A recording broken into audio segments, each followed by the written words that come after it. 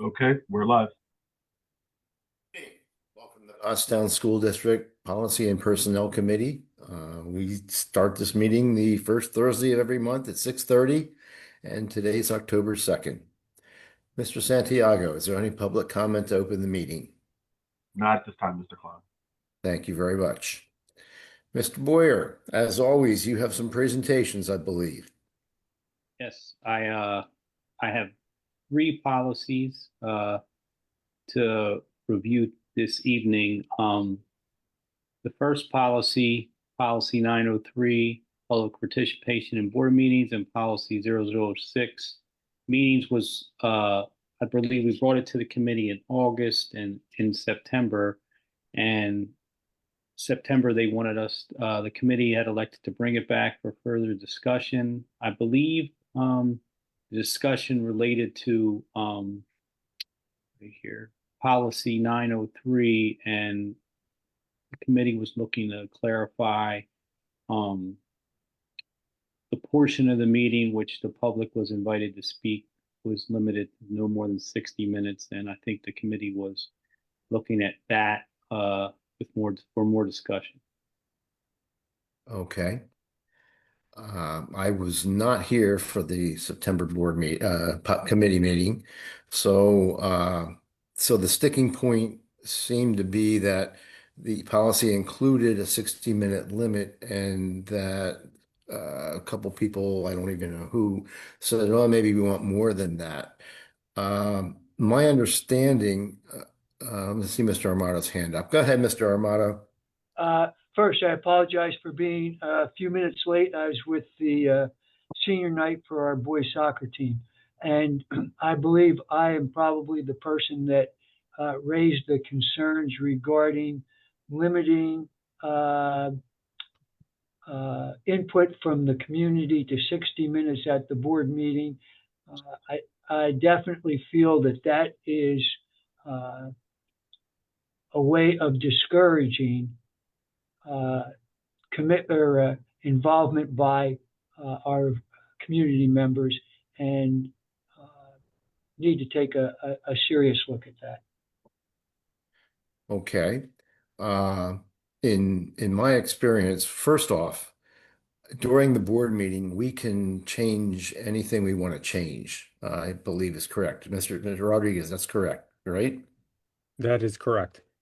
Okay. I've been to many, many board meetings in my previous life. One district I was with had a limit like this, one did not.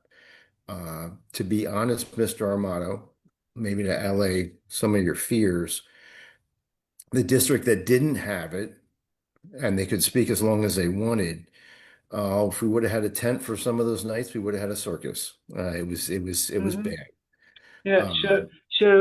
Yes, and I have experienced board meetings that have gone into the wee hours. However, You didn't let me finish, Mr. Armato. I'm sorry. I apologize. I thought you were. Okay. You stopped for a breath. That's right. I had to come up for air. I apologize. And the other district had a limit. And if there were more people than that scheduled, the board, before they started speaking, said we have, pick a number, 30 people. So that'll be an hour and a half. We're going to allow them to speak. So rather than cut people off after a length of time and say, look, we've had enough of this, no more speakers. But I think by them saying we have more people than we have time to speak, so we'll extend it for this evening because people are here. I think that made the board more inviting and more accommodating than saying, oh, we've been here too long. We don't want to hear any more of this stuff. And that's just my thought. Go ahead, Mr. Armato. Once again, I apologize. I thought you were. That's okay. As both you and Mr. Rodriguez pointed out, the changing the rules in the middle of the game is a prerogative that we have. I'm not so inclined to want to change the rules in the middle of the game, because I think that gives, again, an impression that we're really not interested in what you have to say. And my belief is that if people show up to a meeting, they are showing up for a reason. And we need to be responsive to that and hear what their reason is.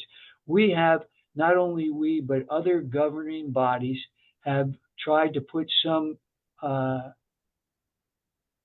things in place that hopefully keep meetings going for 4 or 5 hours. And most typically, those are to limit the amount of time of an individual speaker, which we have done, and other boards and other governing bodies do the same thing, and to also not respond to a statement and get into a dialogue at that point in time, because that, again, extends the meeting. However, giving everybody who shows up to the meeting, the ability and the opportunity to share their thoughts, express their opinion, whatever it might be, I think is important. And I'm not inclined to want to limit that. And we don't follow that rule. And here's a great example. Our committee meetings are a good example of that.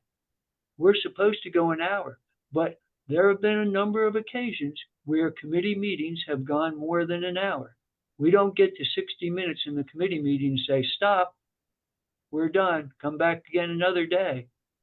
So I feel that's just a part of, if we're going to invite engagement, then we have to give opportunity for engagement. I hear what I'll you're be off my saying. soapbox now. I hear what you're saying, and I think it's just semantics. I think we're pretty much saying the same thing. You're saying that it depends, you don't like changing the rules in the middle of the game. I think it depends which way you change the rules. If we have an unusual large number of speakers that night and we change the rules to accommodate them, that looks like an inviting board. If we have a time limit and then shorten everybody up or don't allow them to all speak, yeah, that makes it worse. Then we're definitely not a welcoming board. So I think we're kind of saying the same thing. Except that, what if it's a board that decides we really are going to stop at 60 minutes? We have the ability to change it, but we're going to stop because our policy says stop. It's a good way to, the policy, the way it's presented here to me, is a good way to hide behind something. Hey, we really want to hear what you have to say, but we said 60 minutes is enough. Come back another day. Not in favor of it. Okay. Mrs. Johnson.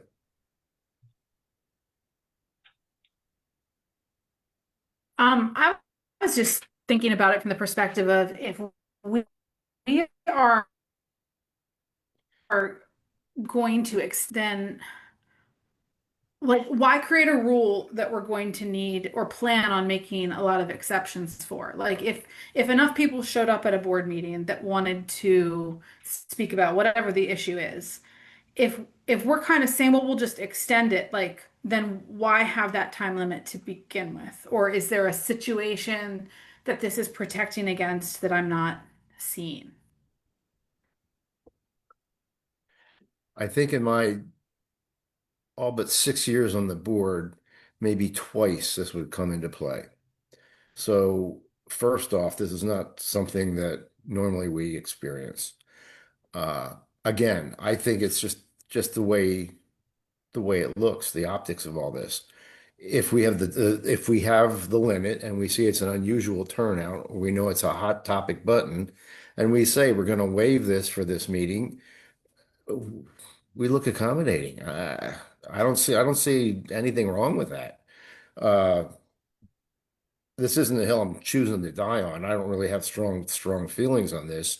It's just, to me, the optics of the thing. Does that answer your question, Mrs. Johnson?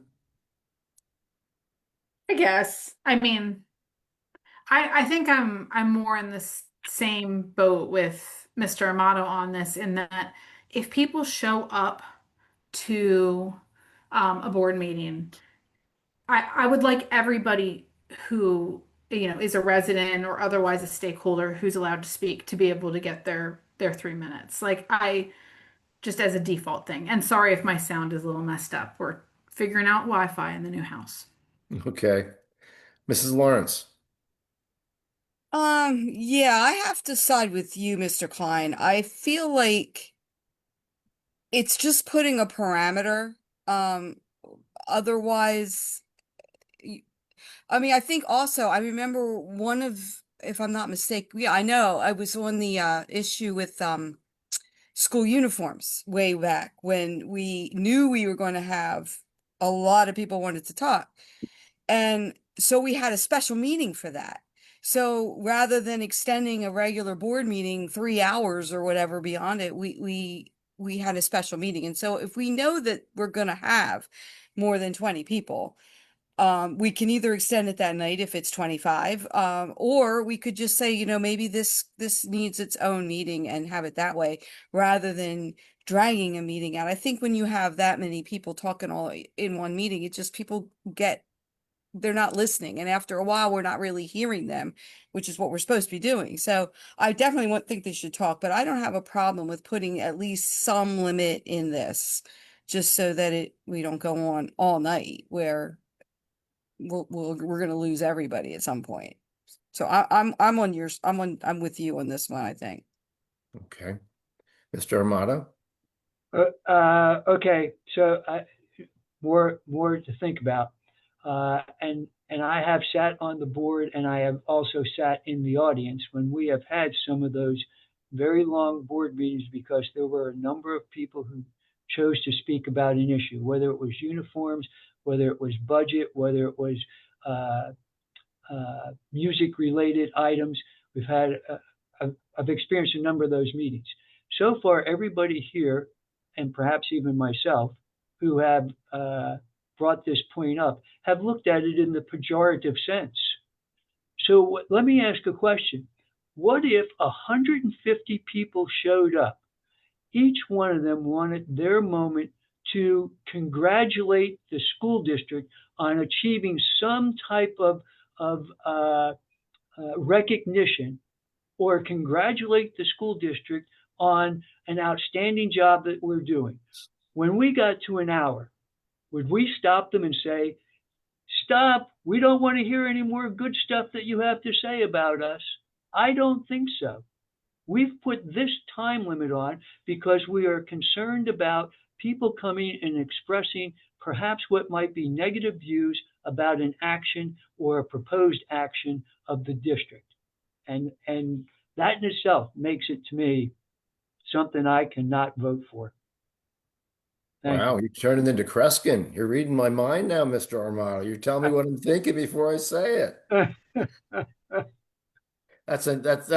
you. Younger people aren't going to get that reference, so that's for sure. I know you have to be at a certain age group to get it. As I said, this isn't a hill for me that I feel like it's worth dying on. Uh, it, would we want to cut them off? To be honest, if that's me and I'm sitting through 450 minutes of people saying how great we are, yeah, I'd say, all right, we kind of heard it. You're all saying the same thing. Let's move on. This is kind of getting ridiculous. So, but yeah, that's me. Mrs. Spence.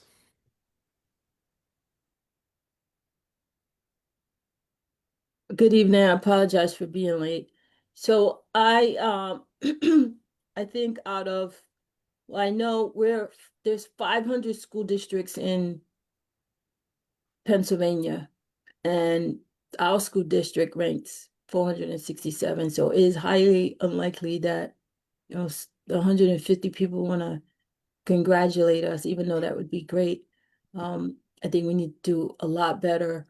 One, listening to the people. So I do not want limits because I know policies are always used against marginalized. So if there's a group of community members that may be quote unquote disliked, that policy would be enforced.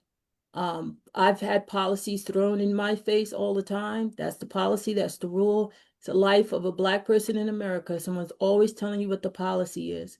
So in this situation, I strongly against putting any limit or policy against the public coming to speak and being a part of democracy. That's one of the basic fundamental pillars we have.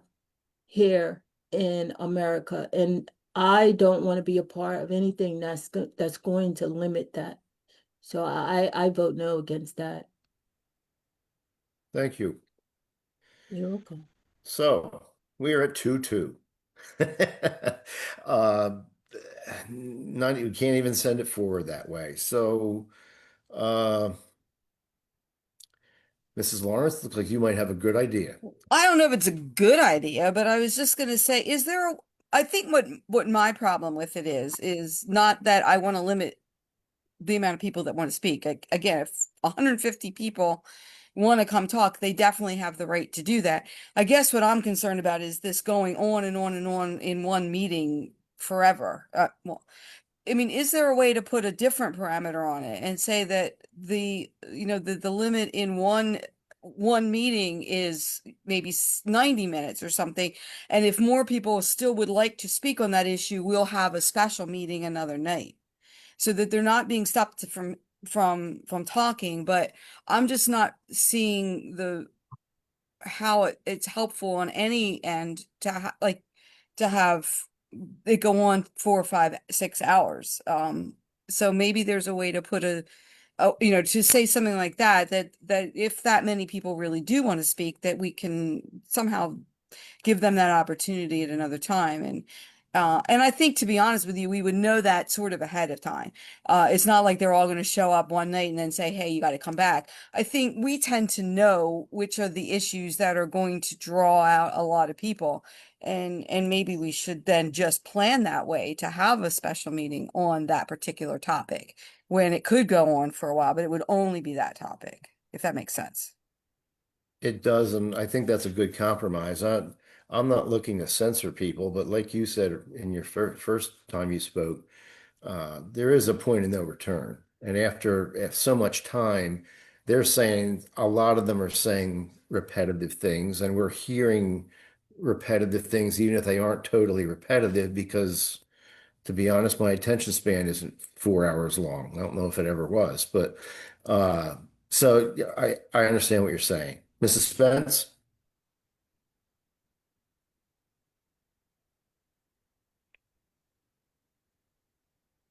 Well, my thoughts about that is, what if the 99th person traveled 5 hours to get here and they come up to the mic and no, you have to come back another day because that's the cutoff. Well, that's why I was saying we would know ahead of time, I think, that we have that many people. I mean, we wouldn't cut one person. It would just be, I think we know, like, having been on here enough, we know what the issues are going to be where we're going to have a lot of people. And maybe we can make a special meeting for that. And that way everyone gets to talk and they know they'll talk that night.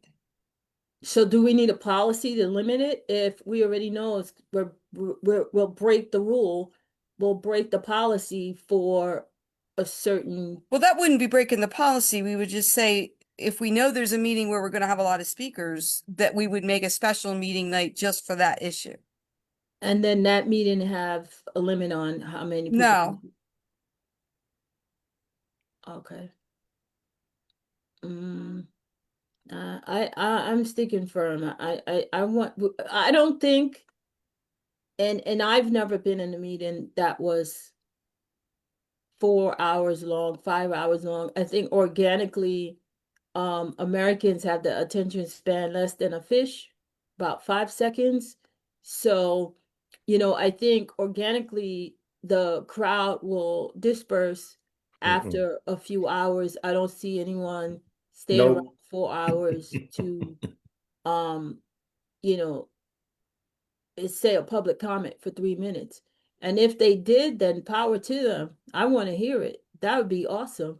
If you stick around 4 hours, you stand on the line and wait, and you have something to say, then why not? Why can't we listen? So, fortunately for me, my attention span has been growing. It's getting longer. So I think I could do a 4 hour meeting. Definitely I could do a 4 hour meeting. I could do 8 hours. I could actually do 16. That'd be interesting. So I'm sorry, Mrs. Lawrence. I don't think we need a policy for this. We just need to make some common sense when the time comes, but I don't think we need a policy. And whose idea was to create this policy? Just out of curiosity. Don't know. Okay. Mr. Armato.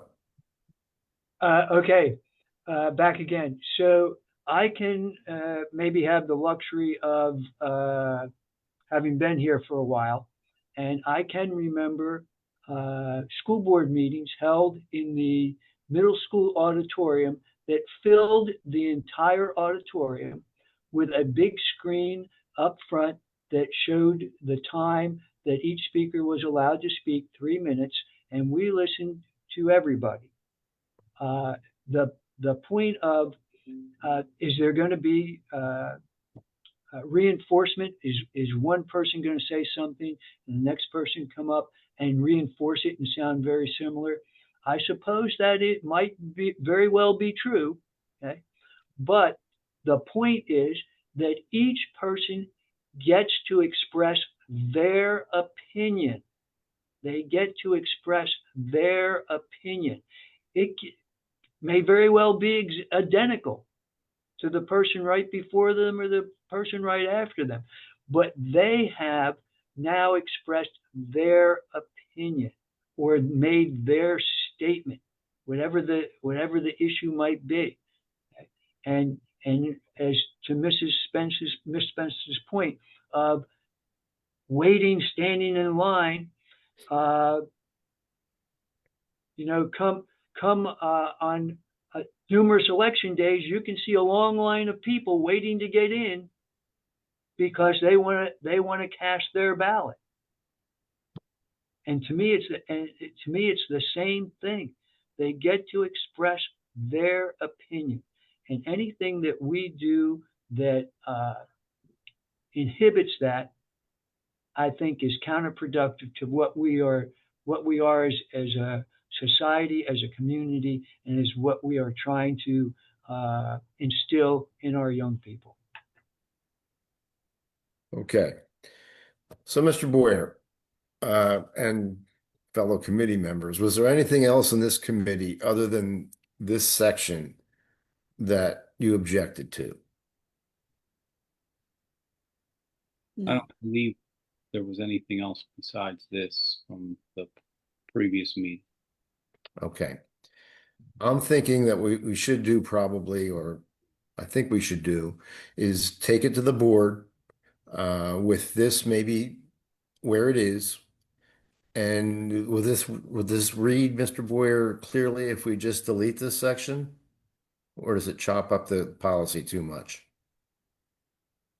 I mean, I don't think it chops up the policy. I mean, I think we might just have to adapt the parameters or statement to fit what the board would want in there. We're essentially at a deadlock, and the committee of the whole, well, if we can't decide, I think the committee of the whole needs to speak to this point. That's my thought. Okay. So, Mr. Klein, if I hear you correctly, you want us to put this on the agenda as a potentially like a new business or old business item so that it can be discussed, and then the board as a committee of the whole can decide whether they want to change the language or keep the language the same. And if it's to keep the language the same, then no action is taken because it's already policy. I think it's been policy for a number of years. And if enough people believe that this is an issue that they want to address, then we would submit changes. And I agree with you. I think probably the easiest thing to do would just be delete that sentence, and we would look at it, make sure that it doesn't hurt anything else, or there's no other there's no other reference to 60 minutes, and then the board can vote to approve that. So I guess there would potentially need more discussion and then action after that. And the board can decide if they want to take the item that night or if they wish to send it back to committee and then take action in November. Did I encapsulate that correctly? That's my recommendation, yes. Okay, so we'll No, hold on, let's ask the committee first. Okay. What, is that okay with the committee? That's fine. That's fine. Mrs. Spence? I really don't understand what just happened. So can you explain it in just like regular people? Sure. What I'm saying is we're split 2-2, and it's a pretty firm split, it seems. So rather than us try to decide what we're going to do with this, table it for another meeting or whatever, till Ms. Bearden would be here. I think it's better since it's 2-2 here. Let's see what the committee of the whole is. I mean, if it's just the two of you that feel this strongly against it, then the board's spoken. And if it's just the two of us that think this isn't a big deal, then the committee's spoken. But I think the committee as a whole should look at this. Okay. Okay. Please put it on the agenda, then Mr. Rodriguez, and whatever new business, old business, whatever. I like that. So I like that proposal. Okay, very good. I will honestly, because we don't do this very often, I'm going to have to ask Mr. Kalis which one is most appropriate based on the circumstance. But Mr. Boyer and I will take care of that before we have the board meeting. Thank you. Mhm. Mr. Boyer, ready to move on to 000s? Yes, yes, sir. Let me open this up.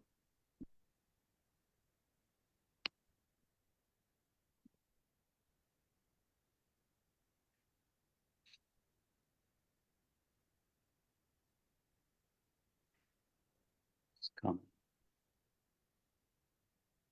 I'll make it a little larger for everyone. Thank you.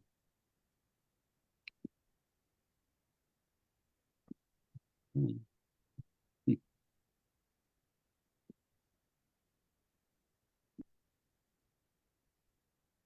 Um, this policy 000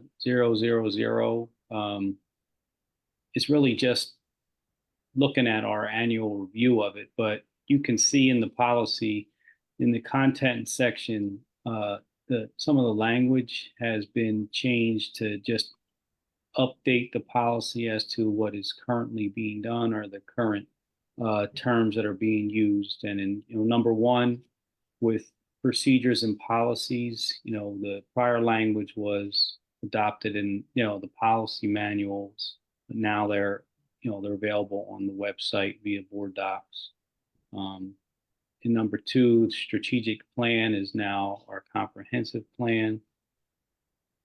Look at number three, what was changed from 3, 4, 5, and I've shared this. I don't want to read them all verbatim, but you can see that some of the language has been adapted just to the current standard of things. And I don't know if anyone has any questions on those, but I certainly can answer them if anybody does.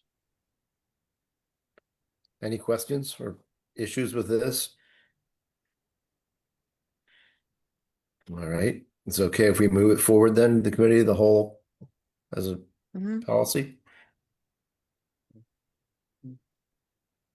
Looks like it's okay, Mr. Boyer. Yes. Okay, let me move on to the next policy. Next policy is 918, our Title I Parent and Family Engagement Policy. Open that one up as well.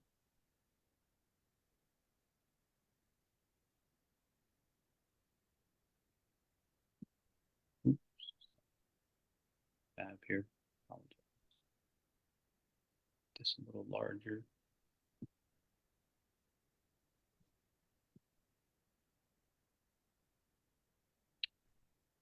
This policy here has just been updated with some very minor language updates from PSBA. In the policy, we have identified, obviously we're a Title I school, and all of our parameters are checked off in the policy. I would like to scroll to the bottom of the policy so I can, just show the board. I don't know if you're aware of this or not, but on our website, I can open this up here. we do have our Title I programs page, which, does contain everything that's advertised in the policy. The public would want to see it. That, clarifies, our initiatives, what we do, how we're following the policy, the buildings, funds, the criteria.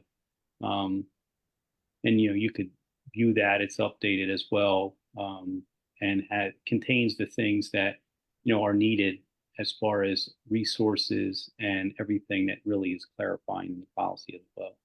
So I don't know if anyone has any questions about that policy. We wanted to bring it to the committee because it was something that they had recommended that we review annually as well.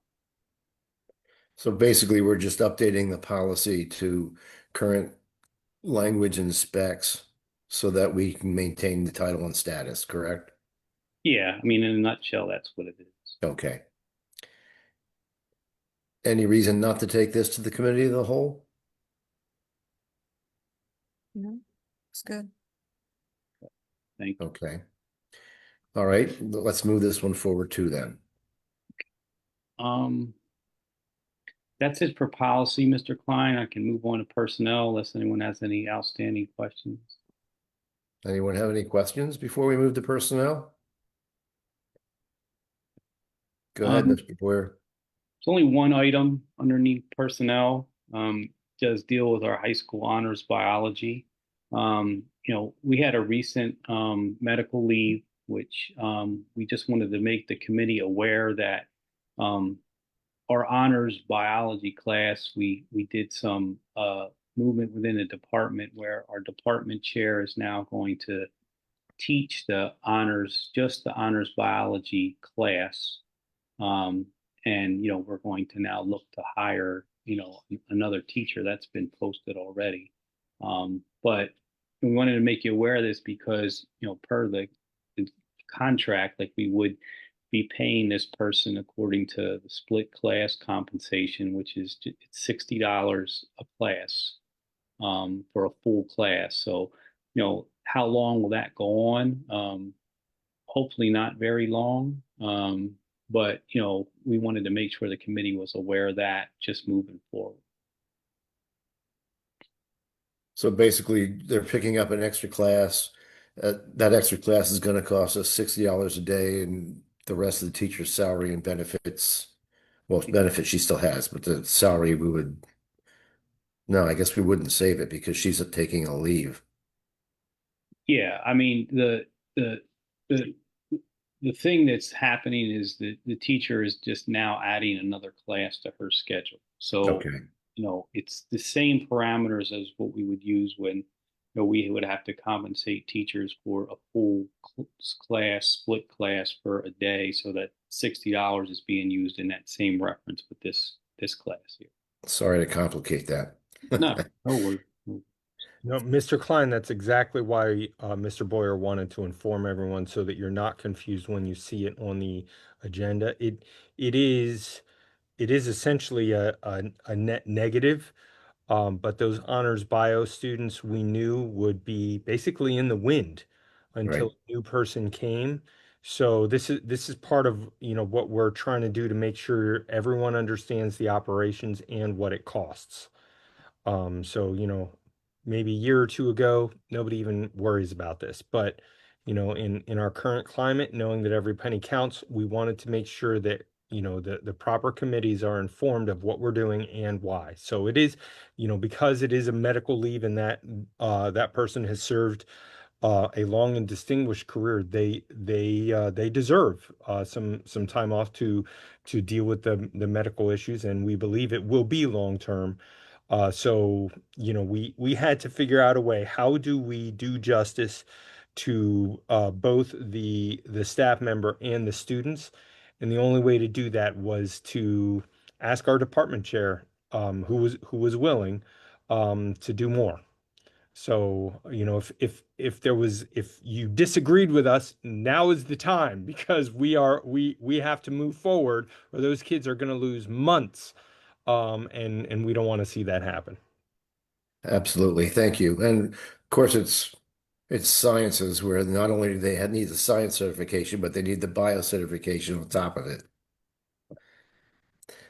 Mr. Armato, your hand's up, I see. I hope it's not up.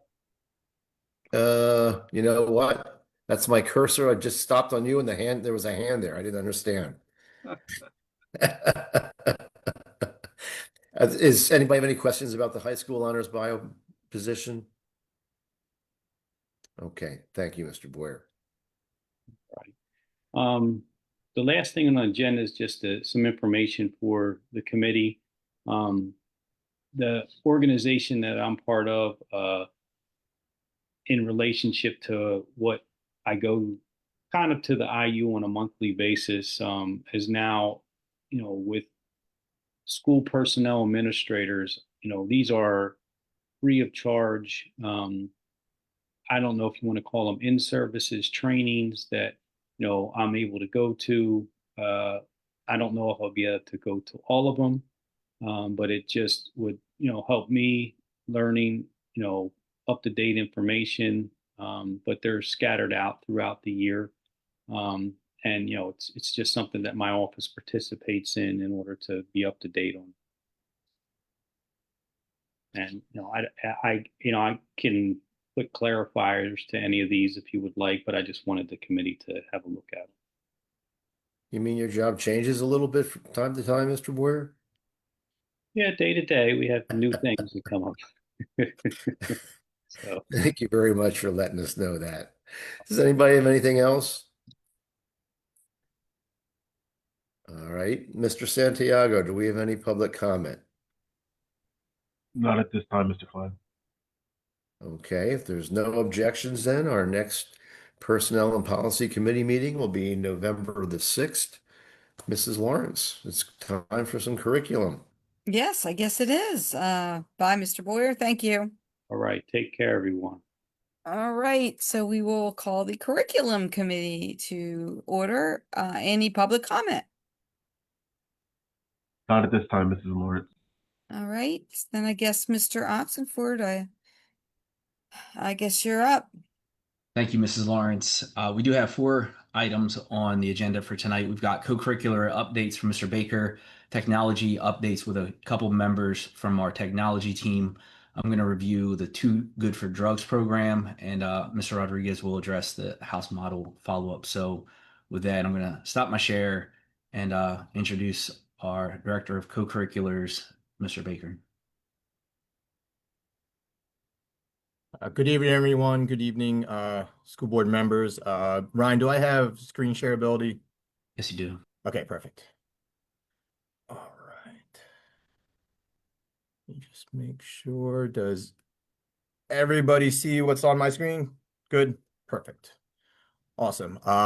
So I'm here to provide just a little bit of a school district co-curricular update, kind of covers a little bit of the summer, as well as what we've had going on so far in the fall. First section I just wanted to talk about is just a little bit of community relations that we've had so far, like I said, leading up to this point in the school year. One of the items, one of the things I wanted to try and talk about is over the summer, our Pottstown field hockey program, with the help of the Foundation for Pottstown Education, attended a summer camp at East Stroudsburg University.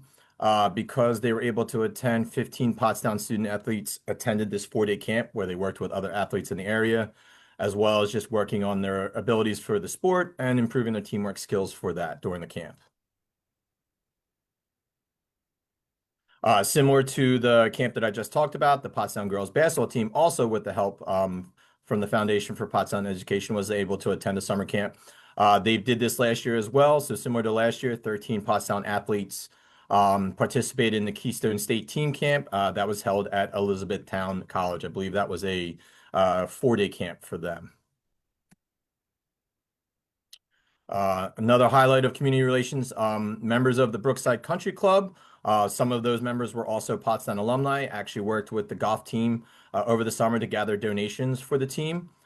Several sets of golf clubs as well as other golf equipment were donated by the members from the country club. It was great. This equipment was immediately utilized by some of the members of the team to kind of help with this season. So they're super grateful. That's just a picture of the members of the golf team with our coach there. I believe it actually was at Brookside too. Another highlight of community relations, our Pottstown field hockey program actually hosted a free clinic in September for Pottstown students through all grades. 15 students from grades K through 6 participated in the 4-day clinic. 12 members of the middle school field hockey team also participated, and coaches from both the middle school and high school, as well as some high school players, just kind of helped run the event. There was such good feedback from the students as well as the parents that they're actually looking to do another one of these free clinics later this month, I believe. Now we're just going to jump into some of our fall co-curricular updates. I brought this up last year just to talk a little bit about participation numbers, so you can kind of see what our numbers were in 2023 in the fall, last year in 2024. Currently, for this year, for 2025, we sit at 228 high school athletes participating in fall sports, and we're at 114 at the middle school. So it's right around that same range, which is still obviously a good improvement from 2023, 2 years ago as well. A big thing I really wanted to try and highlight this year, which was great to brag and talk about, was fall sports academics. So far in our weekly eligibility reports for high school, we are sitting right at 97% of all fall athletes are in good standing with their grades. And while also down at the middle school eligibility wise, each week we are right around 98% of all fall athletes are in good grades, which are great percentages, great numbers. And there are still teams for both buildings that still have yet to have somebody on that ineligibility list. I'm knocking on my desk, which hopefully is made of wood. So that is also great news. Just some senior recognitions that we've had already this fall. Girls tennis, we had 5 seniors that were recognized. Our girls volleyball team, we had 11 seniors that were recognized. Also a shout out to them. That is actually the last group from the inaugural season of when we created that program 4 years ago. So those are the last constituents. They would have been ninth graders that first year as a program. Marching band has competed at competitions at Phoenixville and Boyertown already so far. They have also performed at our football games. And there are still, I believe, 3 remaining competitions left in their season this fall as well. So that's just a couple pictures from their competitions they've had already this year. Athletic championships that our teams have participated in. Our girls tennis participated in the pack singles and pack doubles championships this year, as well as our golf team participated in the pack golf individual championship again this year. So those are just pictures of our student athletes that were competing in that. And this is just a couple pages of collage-wise of just some fall athletic highlights, just a couple of the other sports teams, obviously, that have been competing throughout the year. I got one more slide of that as well. Just some of our teams cross country. Shout out to our Trojan Man as well that are always out there providing some good spirit to the teams during their special events. Upcoming events that we have the district musical, auditions for the district-wide musical. The Descendants will be this month. We have our cross-country team that will be competing in the cross-country pack championship on Tuesday, October 14th. That is held at Limerick Community Park. We still have some senior recognitions left. Boys soccer is actually currently going on right now. It's actually where I came in from. It's occurring at the stadium. As soon as I conclude with my presentation, I'll head back out to that. We also have field hockey coming up, as well as football, cheerleading, marching band, color guard, and Trojan Man on the 10th, as well as girls soccer on the 16th. We also have homecoming 2025 this year. The homecoming game will be on October 17th. As well as our homecoming dance at the high school. That'll be on the 18th, that Saturday. As you guys know with my presentations, I always like to wrap up with a picture of me and my daughter. So time flies. On the left is a picture of her. This is actually her first day of kindergarten this year. She turned 6 and started kindergarten. And then we always have a tradition every year. We actually always go to a father-daughter day at the Phillies game as well. So, but thank you so much, everyone, for your time. Thank you. Ms. Kansianik has a question for you. First, I just want to say it's great to see the numbers of how many students are involved. It's really nice to see and great to see how many are doing well academically. I just have a question. What would you say is the chain of command for someone who has an issue with a sport or a coach or something like that? So I think it would probably depend upon maybe what the subject matter is, what the potential issue would be. If it would be potentially something I think with a student and maybe another student, I would have them ideally would be able to try and talk to their coach and see if that's obviously something that could get resolved within the team. I believe it was something maybe with the student athlete and the coach. Again, same thing. I would think and hope that they would be able to talk to that coach, schedule a meeting, have that.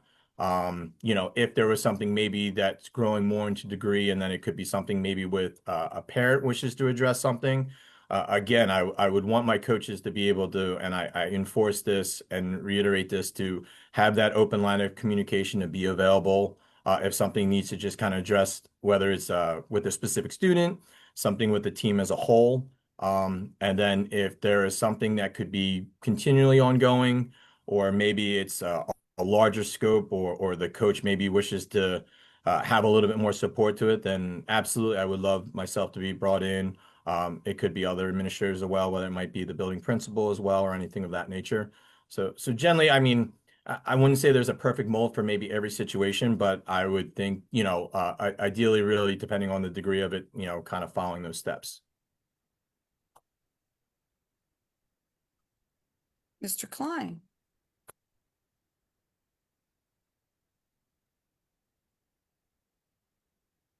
You're on mute. I think you're still muted.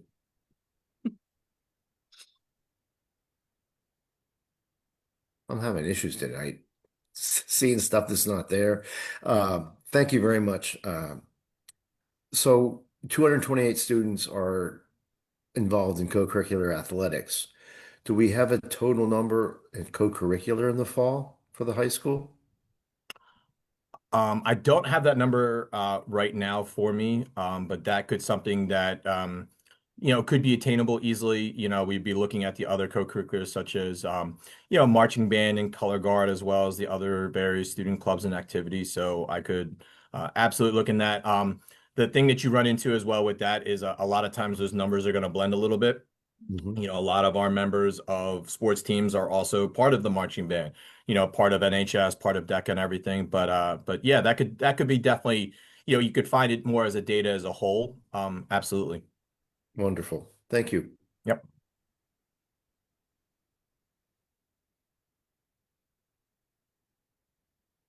So we're good. Thank you. Thank you, Mr. Baker, and I appreciate you scrambling in from that event. No worries. Thank you so much. Thank you, everybody.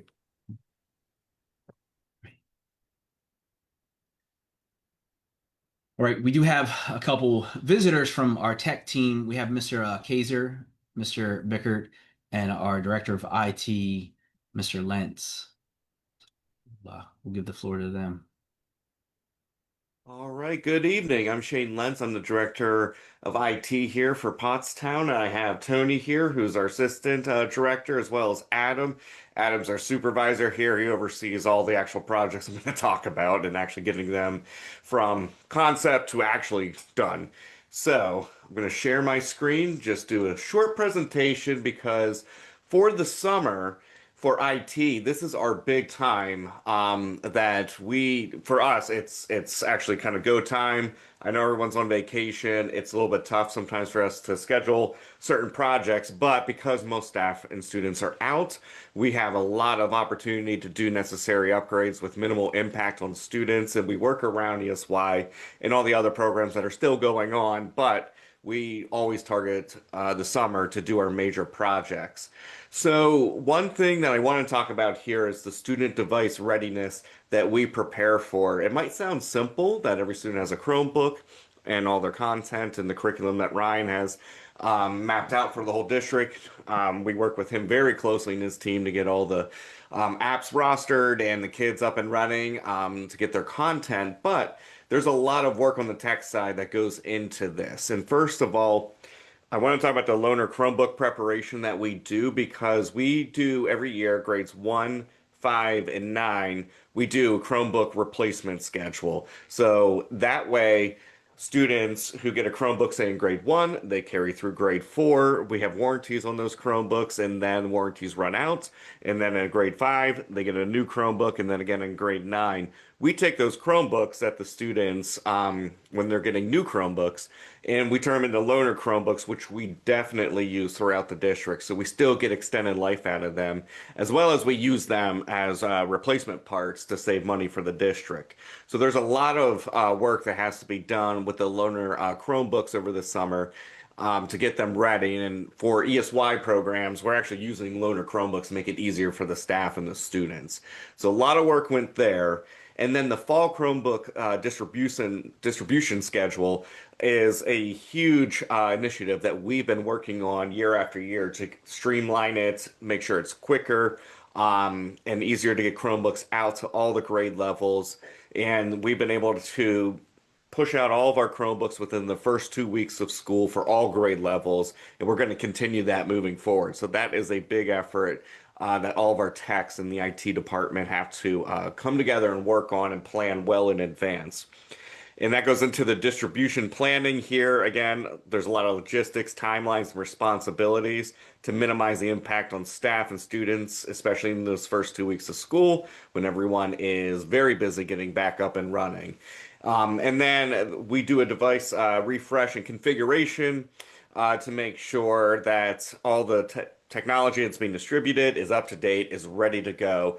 And again, we're minimizing any downtime right on day one when students start coming back, which is key because Pottstown, I believe Pottstown was the earliest district to start the school year in the county. So there's a lot of, it's kind of funny, we had all the Chromebooks just distributed by the time other districts were actually just getting started with theirs, which was pretty cool to see. So we were way ahead of the game this year. So the next piece here, though, is the staff and instructional support that we offer. And we coordinate with Ryan with new employee orientation support to make sure new staff get their laptops. I think we did 2 weeks in advance. We were there helping them get up and running. It's not just simply, here's your laptop, get going. It is, here's your laptop, let's actually sit you down and go through the main apps that the staff are going to use and make sure they're comfortable so they can start the school year without any major tech issues and get to teaching.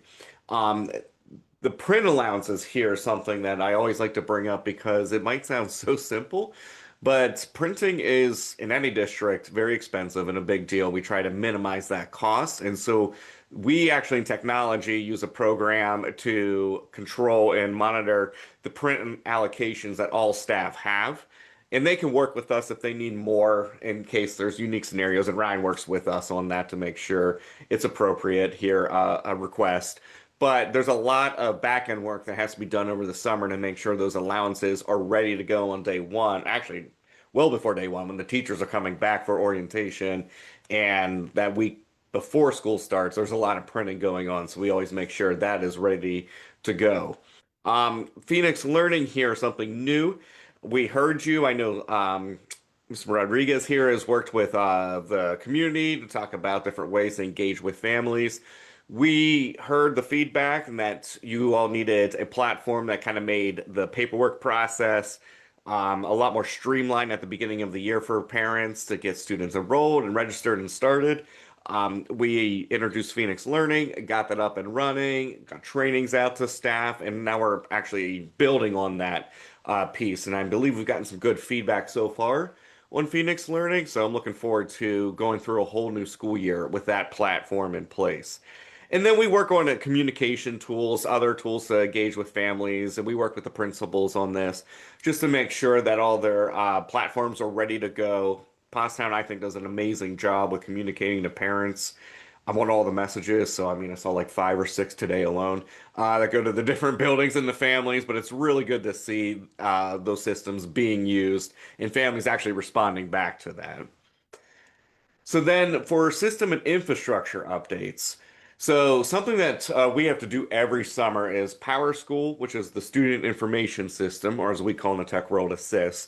There's always a rollover that has to occur. The reason why I want to bring this up, even though it sounds simple, is that a rollover of your student information system is crucial because This is the core system where all student information starts and pushes out to other systems. So as Ryan works with us on rostering apps for all the staff, if information in our SIS is not set up correctly, it ends there. And Ryan is now stuck with a lot of challenges that we have to fix. So we actually take a week to take down Power School. We actually upgrade it and do our rollover, reconfigure it, get it ready to go. And then that opens up the floodgates for all of the administration to get new registration in and to get the kids assigned and to get the schedules out to all the families and the students. So it's a big undertaking on our part.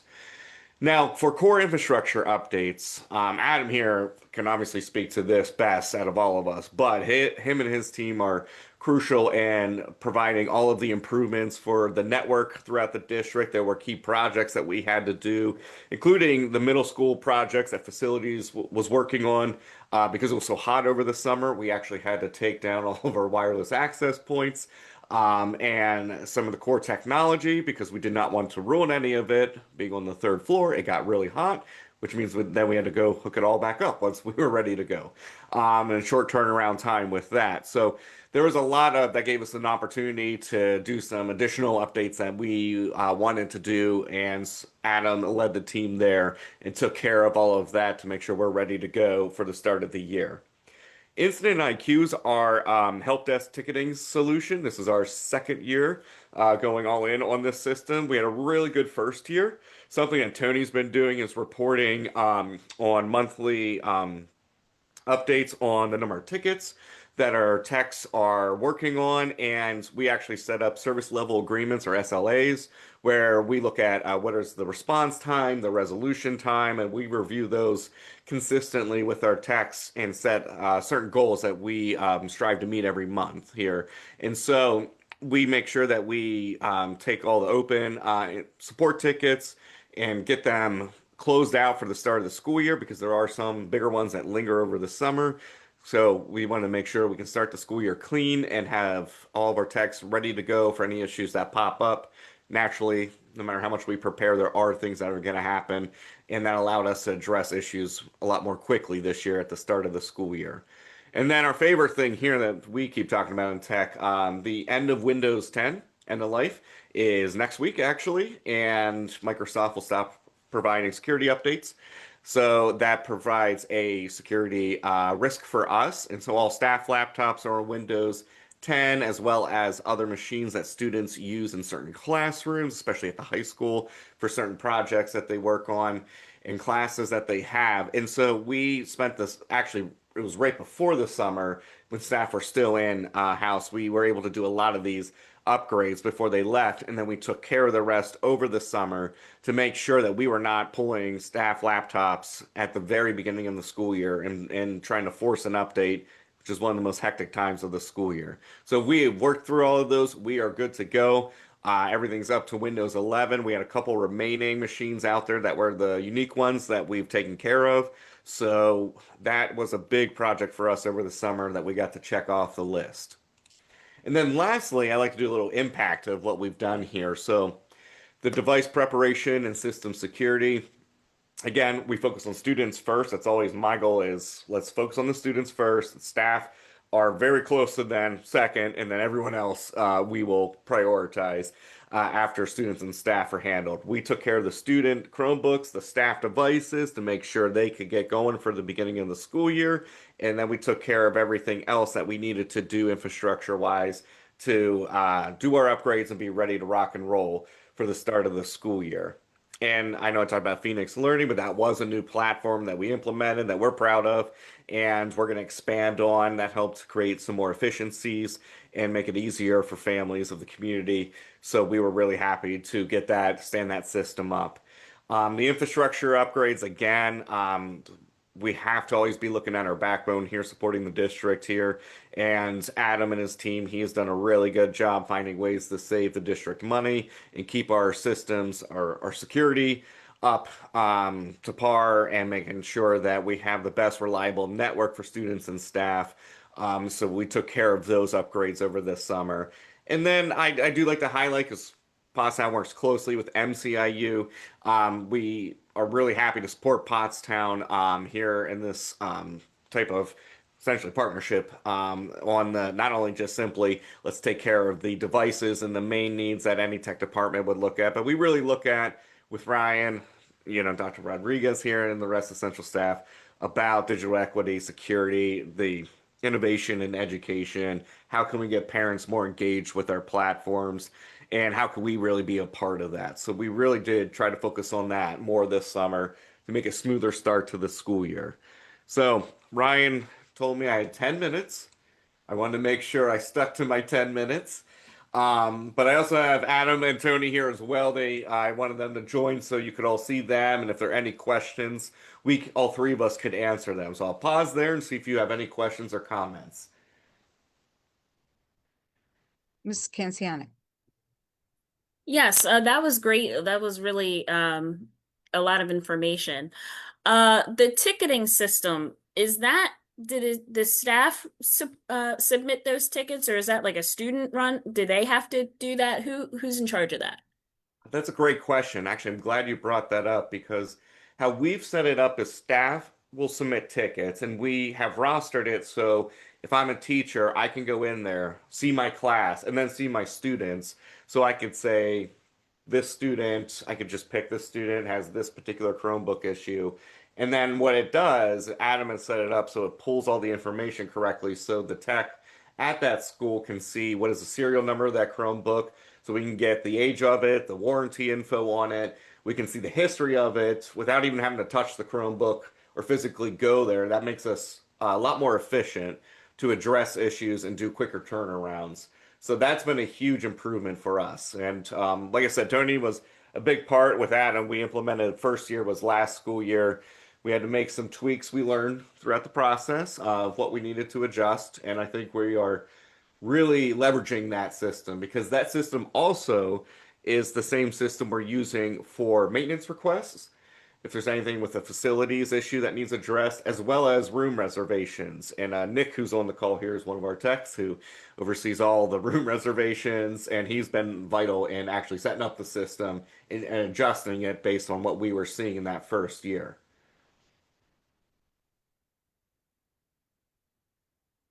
Oh, great question. Any other questions? Doesn't look like it. That was very well done. So, all good to go. Great. No, well, thank you. You can always reach out to us. I always joke, you don't have to just come talk to us when you have an issue, a tech issue. If you want to talk tech without an issue, we're here. So please reach out. You guys are great, with your questions and reaching out to us. But if there's anything we can ever answer throughout the school year, just let us know. So thank you. Thank you.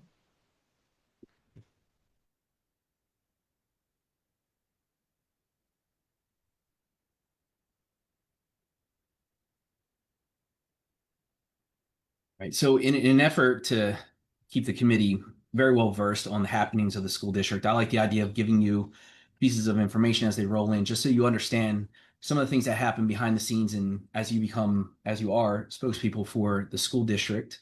By empowering you with this information, it gives you some tools to talk to, community members or whoever you cross paths with, and you need some substance to talk about the things that we're doing. So in an effort to do that and give you that information, I'm going to talk to you a little bit about the Too Good for Drugs program. So this is something that is incorporated into grades 3, 4, and 5, 3, 4, 5, and 6. Excuse me. Grade 3 is taught by Creative Health, and grades 4, 5, and 6. This program is taught by the district's health and PE teachers who are trained in the delivery of the curriculum. It is not, we just make up our own things and talk about whatever drugs and substances and alcohol. It's a K-12 curriculum that's evidence-based, and it's something that we use, that we incorporate, and it's something that at this point is one of the best tools around for teaching about substance abuse.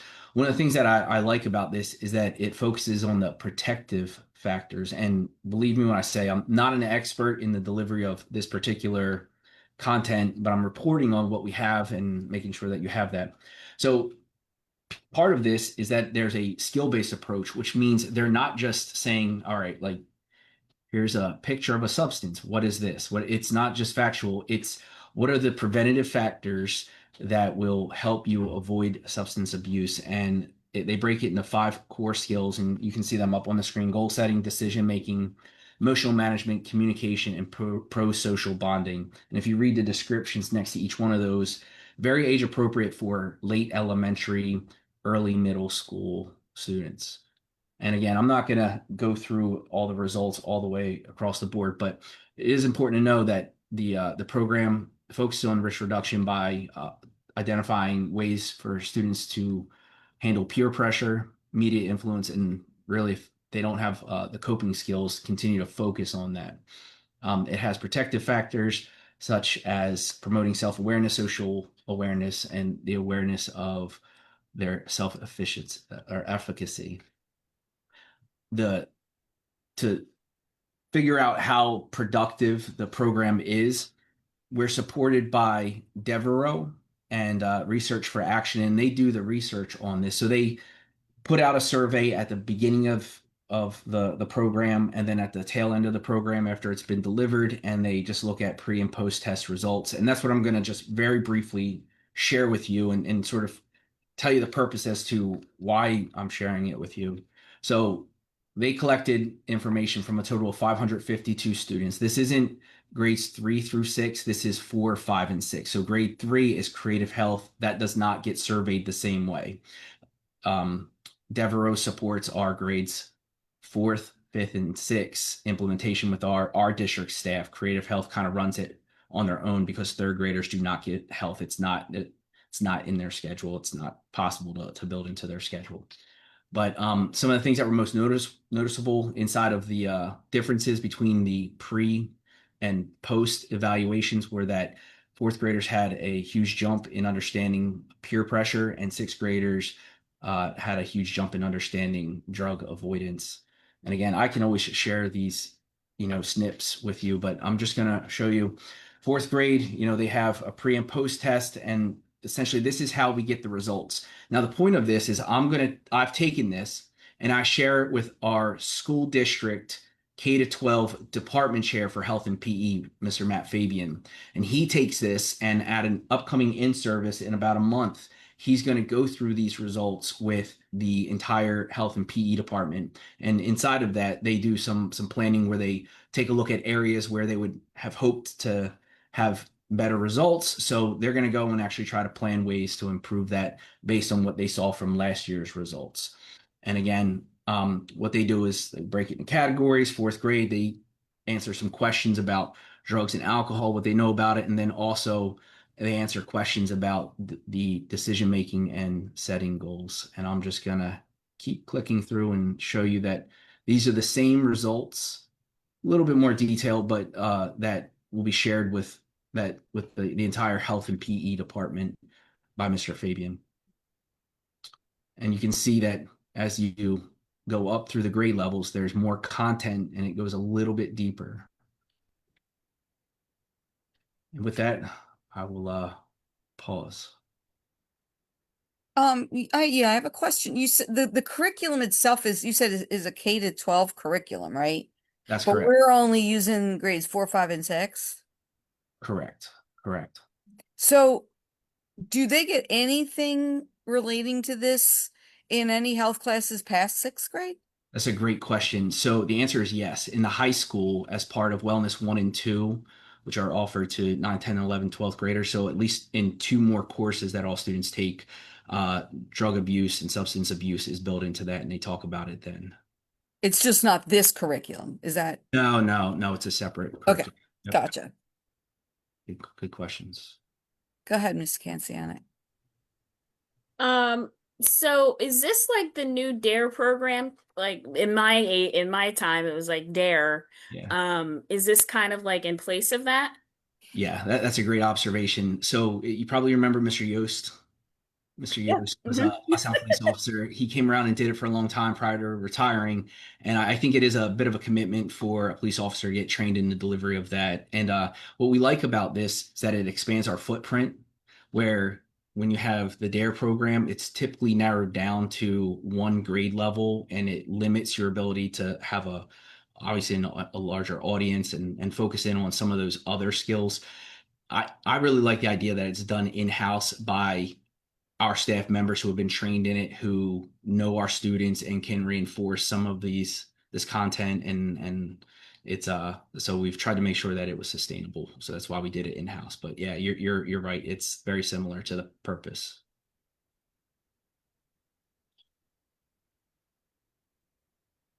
Anyone else?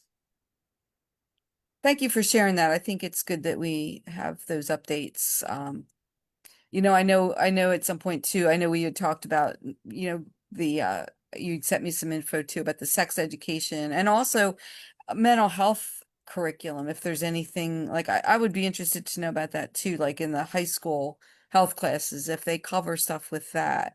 So that might be something in another meeting. Be interesting to know. Thank you. I agree. Okay. All right. But, Thank you.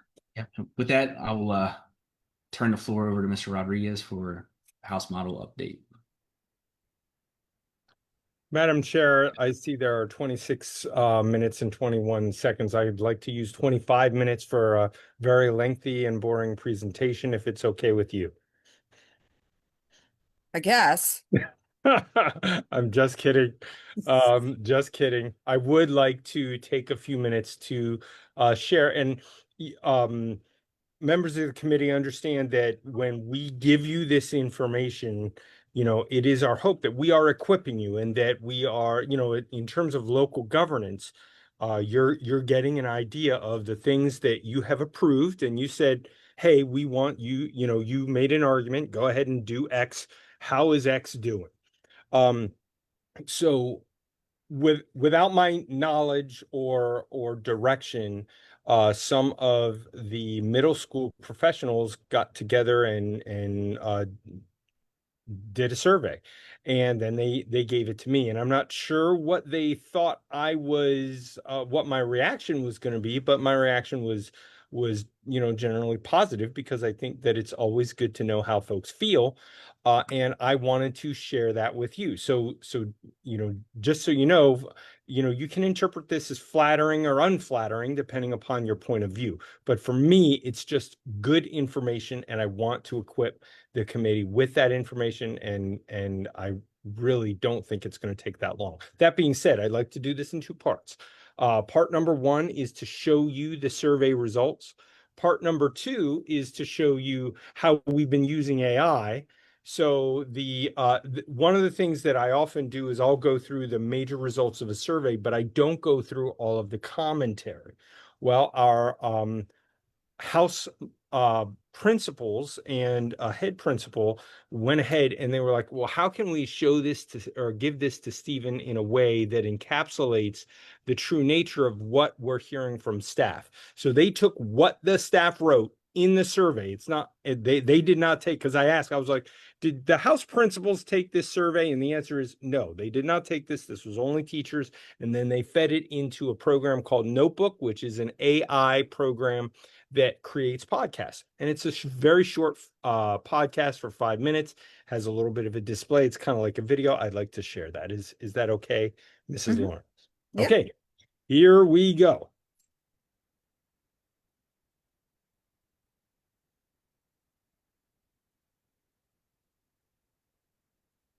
Okay, can everyone see a pie chart?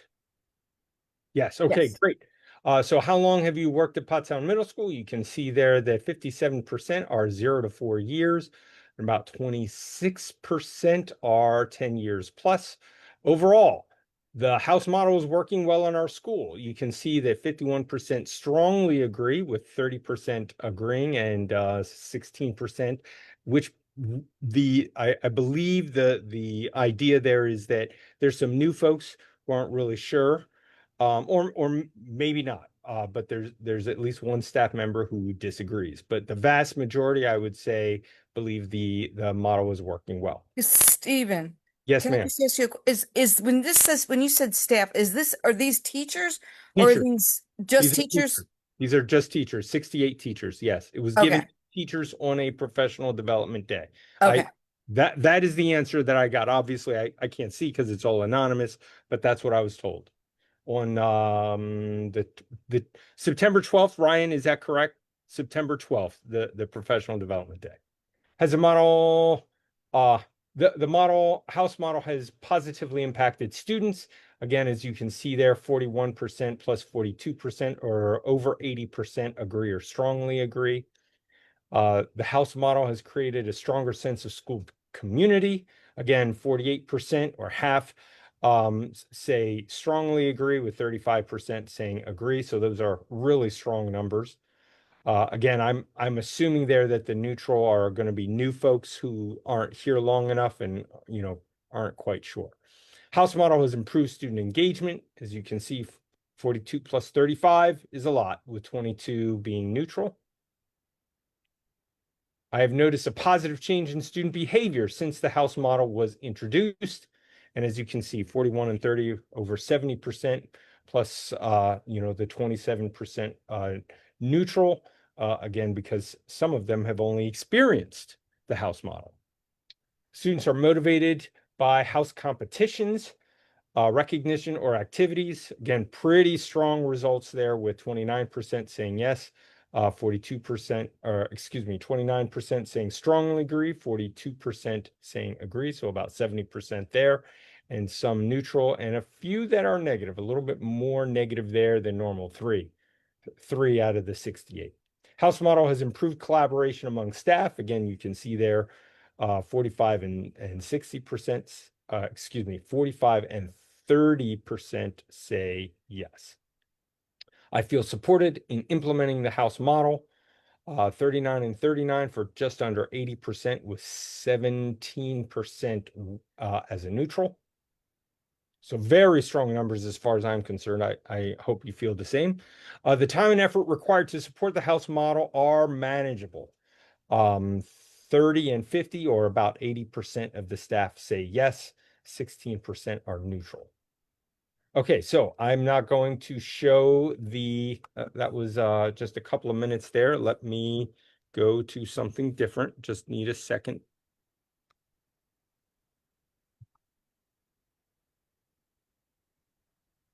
Maybe. Where are we? There we go.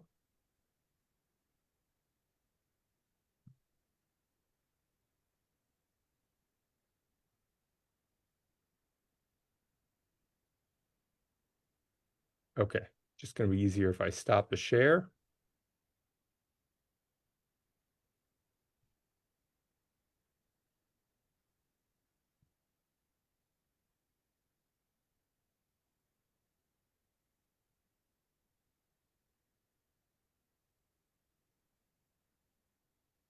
Forgive me, everyone, just clicking here a little bit.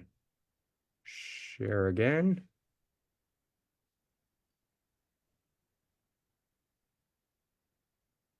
Let's see if this plays. Now look at an innovative school structure that, according to the folks on the ground, has completely changed the game. So, how do you actually transform an entire school's culture? I mean, really change it? It's one of the biggest questions in education, right? It's not just about grades, it's about the whole vibe of the place. Well, Pottstown Middle School decided to go all in on a pretty ambitious plan to do just that.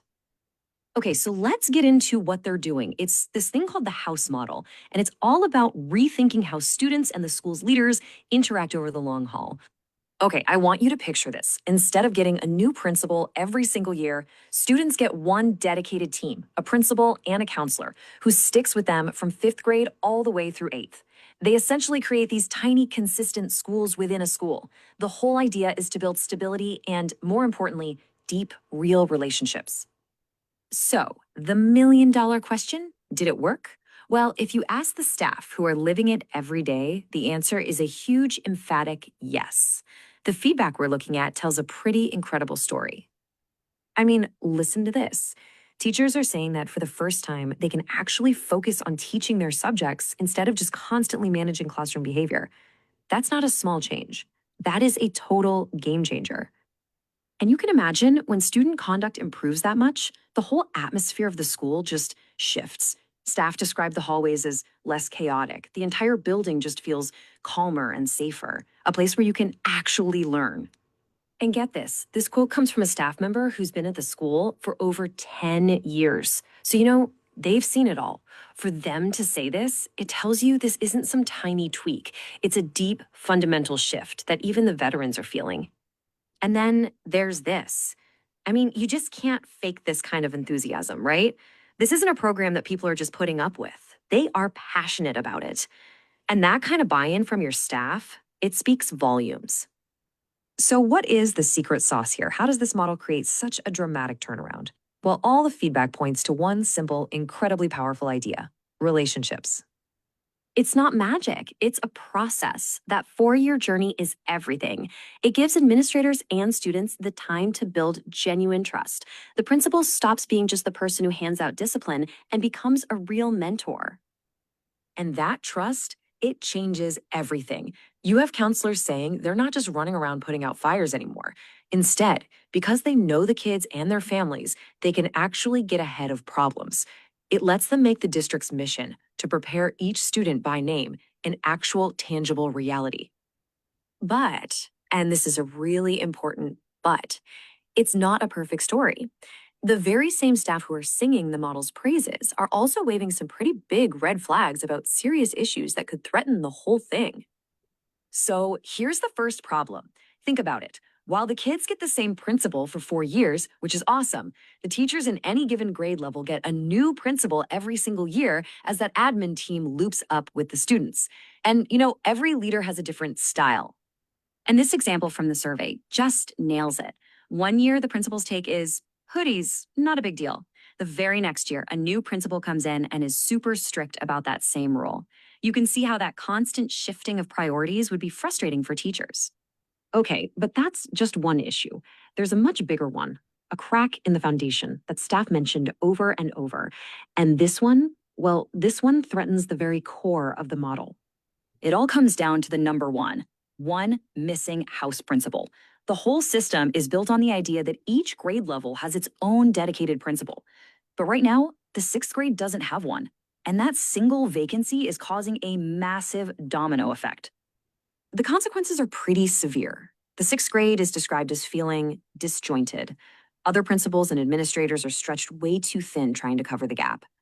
And you can feel the anxiety in the comments, a real fear that the model is becoming unsustainable and that the school could lose all this incredible progress and slip backwards. So when you put it all together, what's the big lesson from Pottstown's experience? It's that a great idea on a flowchart isn't nearly enough. It's about something way more fundamental. The truth is, a brilliant structure is really just a blueprint. It's only as strong as the people who are actually there every day to make it work. The model's success isn't automatic. It completely depends on having all the key people in their places. And honestly, this one quote from the survey says it all. The potential of this model is absolutely immense. It can create this proactive, supportive culture, but that potential is only unlocked if the most basic requirement, being fully staffed, is met. Which leaves us with this final thought. Pottstown's story is an amazing testament to what a great system can accomplish. But it's also a serious cautionary tale about just how fragile even the best laid plans can be when one critical piece is missing.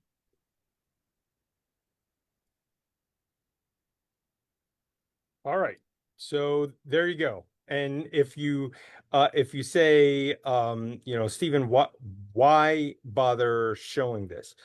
I'm not recommending any changes at this point. I'm not sounding the alarm, but I also want to make sure that I'm doing a good job of representing the voice of the staff and letting you know how they feel. So I'm not sure if they realize that I would that this would go beyond just my office. But I already told board members this at the last board meeting. So it is something that we're watching, and I was in Dr. Wangia's office today. So, we're working on things, we're looking at everything we're doing, and we're going to keep an eye on it.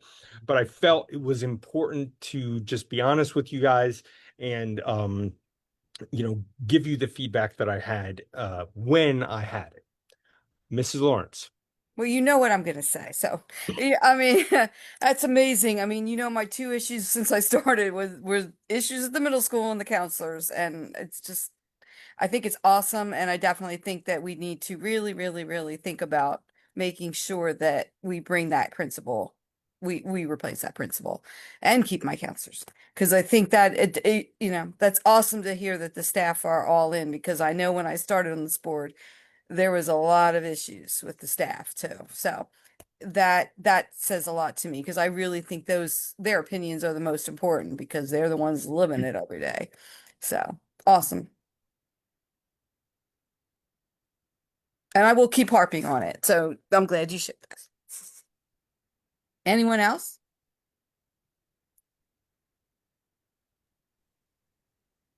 Okay, I guess that said it all then. All right. Was that it, Mr. Oxenford? Yes, ma'am. That was the end of my of the agenda. All right. Please thank them for putting that together too. Whoever actually did that. That was great. All right. Any public comment? Not at this time, Mrs. Lawrence. Not at this time, so that's out of time. All right. I guess we will adjourn then. Thank you. Good night, everybody. Good night. Take care.